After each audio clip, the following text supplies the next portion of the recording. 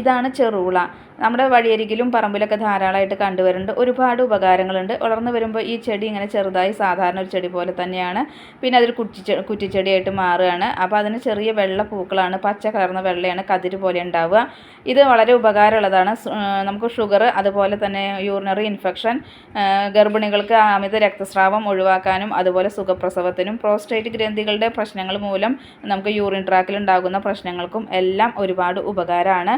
ഇത് സമൂലം നമുക്ക് പറിച്ചെടുത്ത് ചതച്ചതിന് ശേഷം ഒരു ഗ്ലാസ് വെള്ളം വറ്റിച്ച് നമുക്ക് 1/4 ഗ്ലാസ് ആക്കിയിട്ട് കുടിച്ചു കഴിഞ്ഞാൽ കഷായം പോലെയാണ്. അതൊന്നുമില്ലെങ്കിൽ ഈ യൂറിനറി ഇൻഫെക്ഷൻ മാറാനായിട്ട് നമ്മൾ കുടിക്കുന്ന വെള്ളം തിളപ്പിക്കുന്ന സമയത്ത് ഇത് പൊട്ടിച്ച് കഴുകി വൃത്തിയാക്കി അതിലേക്ക് ഇട്ട് കൊടുത്ത് ഒരു 20 മിനിറ്റ് തിളപ്പിച്ചതിന് ശേഷം നമുക്കത് കുടിക്കുകയാണെന്നുണ്ടെങ്കിൽ അന്നാ ദിവസം കുടിക്കുന്ന വെള്ളം ഇത് കുടിക്കുകയാണെന്നുണ്ടെങ്കിൽ ആഴ്ചയിൽ ഒരു 3 പ്രാവശ്യം ചെയ്താൽ മതി. അപ്പോൾ നിങ്ങളുടെ യൂറിനറി ഇൻഫെക്ഷൻ നല്ലപോലെ മാറിക്കിട്ടും കേട്ടോ. നിങ്ങൾ ശ്രമിക്കാത്തവരാണെങ്കിൽ നോക്കൂ, വളരെ നല്ല എഫക്റ്റീവാണ്.